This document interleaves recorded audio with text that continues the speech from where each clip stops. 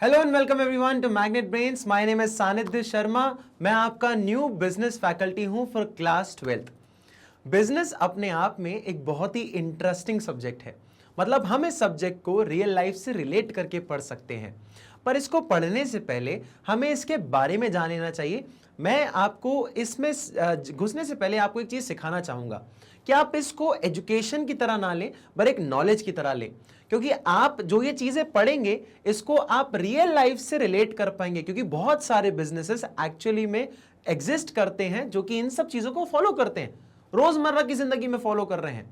तो आपको जब मैं टॉपिक्स पढ़ाऊंगा तो आपको इस तरह से पढ़ाऊंगा जहां पर हम ऐसी बातें पढ़ेंगे जो कि नजरों में नहीं आती, या हमें समझ नहीं आता कि यार ये लोग कैसे काम कर रहे हैं, इतने बड़े बिजनेस कैसे बन गए। स्मॉल बिजनेस, लार्ज बिजनेस, हर तरह का बिजनेस होता है और वो इन्हीं कंसेप्ट पे काम करता है।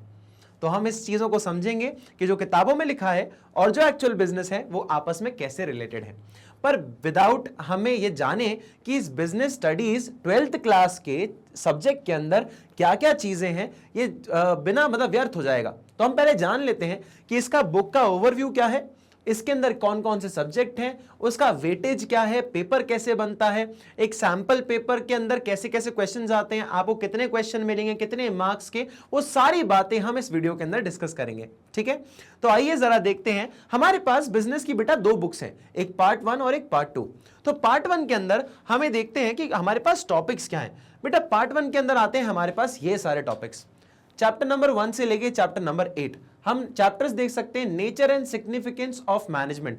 मैनेजमेंट का ना इसमें काफी बड़ा रोल प्ले करता है, क्योंकि कोई भी बिजनेस विदाउट प्रॉपर मैनेजमेंट सही से चल नहीं सकता, उसे एक मैनेजमेंट की जरूरत होती है। तो पहले हमें एक बेसिक इंफॉर्मेशन दी जाती है कि मैनेजमेंट होता क्या है, उसके बाद हमें बताया जाता है कि बेसिक प्रिंसिपल क्या है। कुछ बड़े बड़े ऑथर्स, कुछ बड़े बड़े इकोनॉमिस्ट ने हमें कुछ बातें सिखाई हैं मैनेजमेंट के ऊपर, उनके एक्सपीरियंस से, क्योंकि मैनेजमेंट एक्सपीरियंस के बाद बहुत ही अच्छे तरीके से आता है। और उन्हें कुछ स्टेटमेंट्स दिए, कुछ थ्योरीज दी, उनको पढ़ेंगे। फिर नेचर ऑफ एनवायरमेंट। अच्छा, नेचर ऑफ बिजनेस एनवायरमेंट, क्योंकि बिजनेस जहां परफॉर्म करता है उसे बिजनेस का एनवायरनमेंट बोला जाता है। तो यही सारी चीजें हम डिस्कस करते हैं इसके अंदर। फिर आता है आपका प्लानिंग, क्योंकि बेटा मैनेजमेंट करने से पहले आपको प्लानिंग लगती है, आप किसी चीज को प्लान करते हो। फिर आता है आपका ऑर्गेनाइजिंग, ऑर्गेनाइजेशन भी चलता है ना, क्या ऑर्गेनाइज करना पड़ेगा, ये चीज यहां नहीं, ये चीज वहां नहीं, वैसा ऐसा, ऐसी कई सारी चीजें अपन इसके अंदर देखते हैं। फिर आता है हमारे पास स्टाफिंग, डायरेक्टिंग, कंट्रोलिंग। ये सब पार्ट है इंटरनल मैनेजमेंट के, कि मैनेजमेंट के अंदर ये सारी चीजें होती रहती हैं। स्टाफिंग मतलब लोगों को हायर करना, डायरेक्टिंग मतलब लोगों को डायरेक्ट करना कि तुम ये काम करो, तुम वो काम करो, ये सब मैनेजमेंट का पार्ट होता है। मैनेजर यही तो काम करता रहता है पूरे टाइम। कंट्रोलिंग, कंट्रोल भी करना पड़ता है। ये सारी की सारी चीजें चैप्टर आपके पार्ट नंबर 1 में आती है बुक के। अब बेटा इस चैप्टर का वेटेज क्या है, बेसिकली हम कितने चैप्टर में क्या वेटेज है, कौन सा चैप्टर इंपॉर्टेंट है। बेटा इंपॉर्टेंट सारी चीजें, किसी भी चीज को हम इंपॉर्टेंट ना माने बेवकूफी है। क्यों? क्योंकि हमारा टारगेट जो होना चाहिए है वो है 100 में से 100। लॉन्च के टाइम में मैंने आपको बताया था कि 100 में से 100 हमारा टारगेट है। भैया मैं 99 98 पे काम नहीं करता, हम 100 लेके आएंगे। पहले भी आए हैं, इस बार भी आए थे, आगे भी आएंगे, और आप ही लोग लेके आएंगे। हम आपस में मिलकर ये काम करेंगे। तो आइए हम देखते हैं हमारे पास क्या क्या ऑप्शंस हैं और हमारे पास कितने टाइप के, कैसे मार्क्स वेटेज जैसे चैप्टर हैं उनको देखते हैं। जरा देखिएगा बेटा, पहले जो 3 चैप्टर हैं इसका वेटेज कुछ 16 नंबर के आसपास है। 16 मार्क्स के आसपास इसका एक वेटेज है कि पहला चैप्टर, दूसरा चैप्टर, तीसरा chapter, significance of management, principles of management और उसके साथ बिजनेस एनवायरनमेंट, ये कुछ 16 मार्क्स का वेटेज रखता है। उसके बाद आता है आपका प्लानिंग और ऑर्गेनाइजिंग। प्लानिंग और ऑर्गेनाइजिंग आता है आपका कुछ 14 मार्क्स का। ये 14 मार्क्स का कुछ वेटेज रखता है। बेटा मिला के कितना हो गया अपना, बताइए? 30 मार्क्स। अभी 30 मार्क्स तक अपन कैलकुलेट कर चुके हैं। फिर आता है अपना स्टाफिंग, डायरेक्टिंग और कंट्रोलिंग। ये 3 चैप्टर आपके कुछ 20 मार्क्स तक का वेटेज रखते हैं, 20 मार्क्स तक का वेटेज रखते हैं। इसको मिला के अपन टोटल कितना मान लेते हैं बेटा, 50 मार्क्स। तो हमारी पहली बुक से हमें 50 मार्क्स तक का वेटेज देखने को मिलता है। तो आप ये बोलें कि भैया ये चैप्टर करके जाता हूं, ये चैप्टर छोड़ जाता हूं, तो बेवकूफी है। देख लो भैया, सब में वेटेज अच्छा खासा है, सब में वेटेज काफी अच्छा खासा है। एक में 3 चैप्टर मिला के 16, एक में 14, एक के अंदर 20, और मिला के टोटल पहली बुक से ही 50 नंबर आ जाते हैं। तो हमें यह चीज देखनी पड़ेगी कि हर एक चैप्टर को एक इंपॉर्टेंस देनी है, किसी चीज को भी नहीं छोड़ना। और हम जब साथ पढ़ेंगे तो हम ही किसी चीज को नहीं छोड़ेंगे, तो हम कैसे नंबर ना लाएं? 100 में से 100 तो आने ही है, ठीक है। उसके बाद हमारे पास होता है बेटा दूसरी बुक है जो कि हमारी पार्ट नंबर 2 है। पार्ट नंबर 2 में बेटा चैप्टर्स भले ही कम हो लेकिन उसका वेटेज अच्छा खासा है।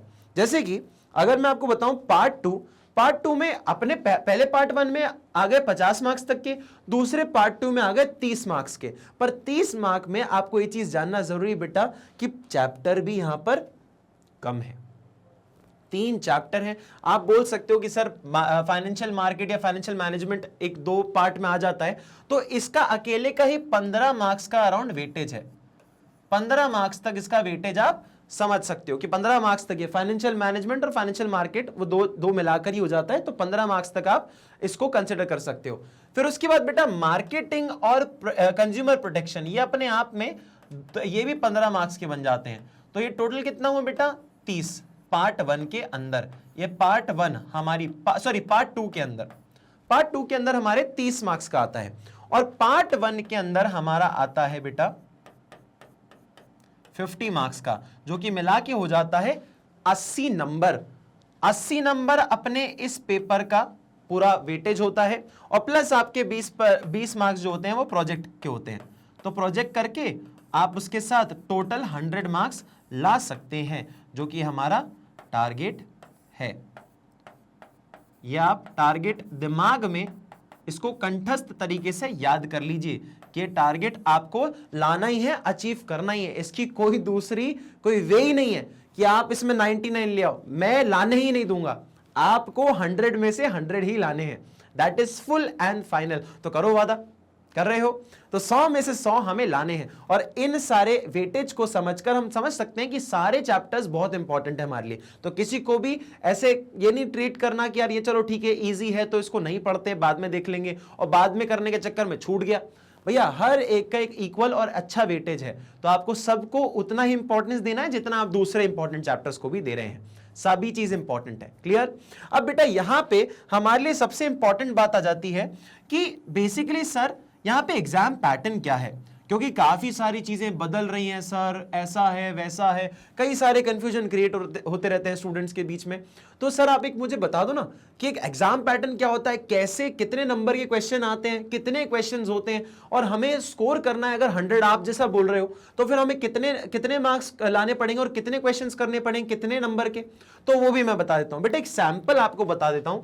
इस साइड बेटा मैं लिख देता हूं क्वेश्चंस, कि आपके क्वेश्चंस कितने आने वाले हैं, क्लियर है? उसके बाद अपन लिख लेता हूं मैं यहां पे आपके लिए मार्क्स की, कितने मार्क्स के कितने क्वेश्चंस आपको मिलते हैं।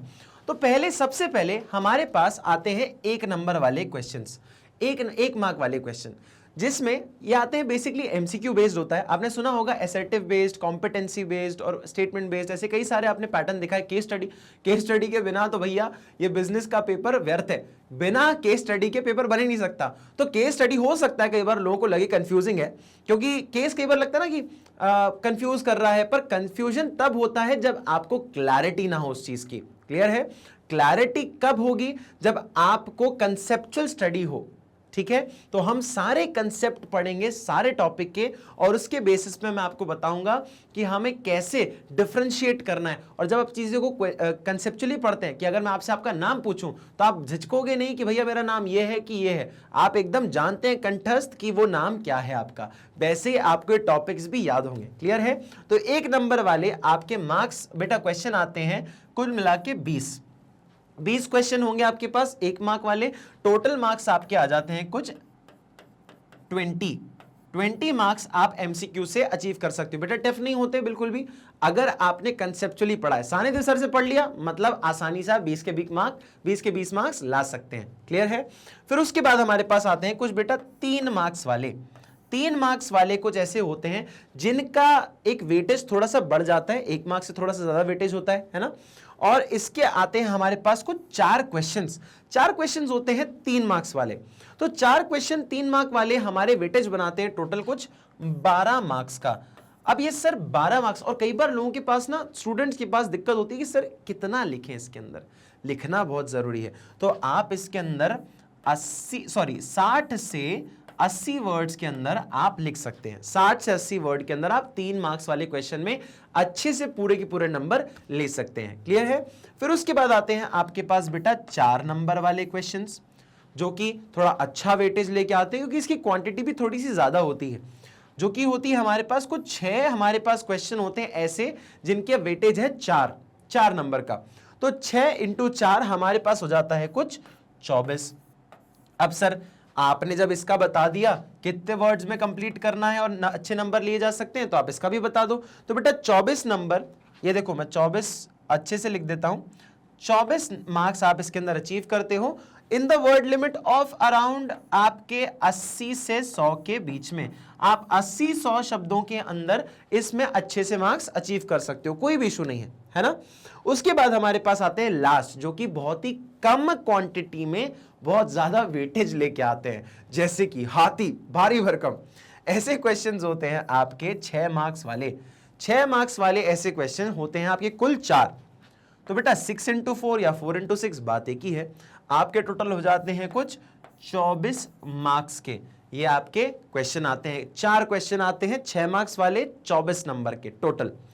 उसका वेटेज होता है कुछ आपका अराउंड, मतलब इसके वर्ड्स की लिमिट जो होती है आपकी 100 से 150 के अंदर। 150 के अंदर आप आराम से, 150 के अंदर आप आराम से इसके अंदर आप पूरे के पूरे 6 मार्क्स ला सकते हैं इन चारों क्वेश्चन में। तो हो गए हमारे 20 प्लस 12 32, और 32 में हमने ऐड किया 48 को, तो अपने टोटल बन जाते हैं कितने? 80 मार्क्स। 80 मार्क पूरे पूरे बन गए हमारे। ये 80 मार्क प्लस हमारे 20 मार्क्स ऑफ प्रोजेक्ट हमें लेके आने वाले हैं 100 में से 100 मार्क्स, जो कि हमारा टारगेट है। यही हमारा टारगेट होना चाहिए। और बेटा ये सारा इंडेक्स आप बना लेना। मैं इधर आ जाता हूं, आप पूरा इंडेक्स एक बार देख लीजिए। ये इंडेक्स पूरा एग्जाम पैटर्न है आपका, ये आपके एग्जाम में आने वाला है। और ये जो आपका पार्ट है ये आपको दिलाएगा 20 मार्क आपके प्रोजेक्ट के, 80 मार्क आपका रिटन पेपर जिसका सैंपल ये है, और 100 मार्क्स मिलाएंगे अपने टारगेट को अचीव करेंगे। क्लियर है? अब इसके अंदर बेटा सबसे इंपॉर्टेंट बात, बिजनेस बहुत ही इंटरेस्टिंग कंसेप्ट है, मैंने आपको बताया है। अगर आप इसको ऐसे पढ़ रहे हैं कि रट कर मैं याद कर लूं, तो बेटा वो नहीं होने वाला, क्योंकि वो एक थ्योरी बेस्ड कंसेप्ट है। आपने अपनी भाषा में लिखा है, किसी और ने अपनी भाषा में लिखा है, किसी ने सुंदर तरीके से लिखा है, किसी ने थोड़े से कम मतलब सोच समझ के लिखा है, तो कई बार उस बेस पे भी नंबर काटे जाते हैं। पर मैं जो लैंग्वेज आपको सिखाऊंगा, मैं जो नोट्स आपको दूंगा, वो नोट्स से आप लिखेंगे तो आपको फुल में से फुल मार्क्स अचीव हो जाएंगे। कोई दोहरा ही नहीं है इसके अंदर। 100 पहले भी आए थे, इस बार भी आए थे, और आगे भी आएंगे। आप ही लोग लाने वाले हैं इसको, है ना। अब मैं आपको बताता हूं बेटा, ये अपन ने समझ लिया, अपने चैप्टर का वेटेज समझ लिया, आपने एग्जाम पैटर्न समझ लिया कैसे होने वाला है। अब इसके अंदर सर 100 में से 100 बस इतने से में आ जाते हैं क्या? नहीं नहीं बेटा, इसके अंदर और कुछ चीजें भी करनी पड़ती है आपको, जैसे कि PYQs, पास्ट ईयर क्वेश्चंस। हमें पुराने साल क्या क्या क्वेश्चन आए थे वो कई बार ये बताता है कि इस बार कैसा पैटर्न होने वाला है और क्या एक्सपेक्टेड है। ये हमारे लिए काफी इंपॉर्टेंट होता है समझना, है ना, कि पहले क्या पूछा गया है उसके बेसिस पे हम जज कर सकते हैं कि इस बार क्या पूछा जाएगा। तो 5 साल 10 साल पुराने क्वेश्चन तक, हम 10 साल तक के सारे पास्ट ईयर क्वेश्चंस हम सॉल्व करेंगे क्लास में ही। क्लियर है? उसके बाद आते हैं बेटा MIQs। MIQ का मतलब है most important questions. Most important question ऐसे क्वेश्चंस जो कि हमारे एक्सपीरियंस है, जैसे कि मेरा एक्सपीरियंस, इतने सालों के एक्सपीरियंस में आप पहली बार 12वीं पढ़ रहे हैं, लेकिन मैं कई बार पढ़ा चुका हूं, तो उस एक्सपीरियंस से मैं ये बता सकता हूं कि कौन से क्वेश्चंस हमारे लिए हाईली आस्क्ड होते हैं, या फिर जो कि CBSE के फेवरेट होंगे या आपके स्टेट बोर्ड के फेवरेट होंगे। जितने भी जगह पे हैं आप, वो समझ सकते हैं कि भैया ये बहुत इंपॉर्टेंट टॉपिक है, इससे तो क्वेश्चन आ ही जाएगा। और मैं दावे के साथ कह सकता हूं, क्योंकि मैंने इतनी बार पढ़ाया और इतने प्रिसीजन से पढ़ाया है कि मैं जो क्वेश्चंस करवाता हूं वो पूरे पूरे एग्जाम में उठकर आ जाते हैं। 100 में से 100 नंबर ही पूरा का पूरा पेपर उठ के आ जाता है। और आप जब मुझसे मिलेंगे आफ्टर योर एग्जाम्स, तो मैं आपसे यही सुनने वाला हूं कि सर आपने जो पढ़ाया पूरी की पूरी चीज आ गई। वो आपको याद आएगा कि सानिध्य सर ने ऐसा क्वेश्चन पढ़ा था और उसको फिर ऐसे लिखा था, ऐसे समझाया था, और उसी तरीके से आपको एग्जाम में भी लिख पाएंगे और 100 में से 100 पूरे नंबर आ जाएंगे। फिर हमारे पास आते हैं बेटा MCQ बेस्ड। MCQ क्या है बेटा? MCQ के अंदर हम लोग क्विज करेंगे। क्लास में ही मैं आपको टाइम दूंगा कि 30 सेकंड आप लीजिए या 1 मिनट लीजिए और बताइए कौन सा ऑप्शन सही है। कुछ लोगों के आंसर गलत आएंगे, कुछ लोगों के सही आएंगे। आई एम होपिंग कि आप सब लोगों के अच्छे आए तो अच्छी बात है, कोई बात नहीं अगर गलत भी हो जाए तो। मैं हर एक ऑप्शन बताऊंगा कि ये वाला ऑप्शन क्यों गलत है, ये वाला ऑप्शन क्यों सही है, ये वाला क्यों गलत है, ये वाला क्यों गलत है। हम इस पूरी चीज को समझेंगे इस प्रोसेस के थ्रू। क्लियर है? मतलब ये भी तो जानना जरूरी है ना कि बाकी ऑप्शन क्यों गलत है, यही क्यों सही है। तो हम हर एक चीज का संधि विच्छेद करेंगे और हर एक चीज को बहुत ही नजाकत से और धैर्य से पढ़ेंगे। क्लियर है? इसी वजह से हम लोग ला सकते हैं 100 में से 100। क्लियर?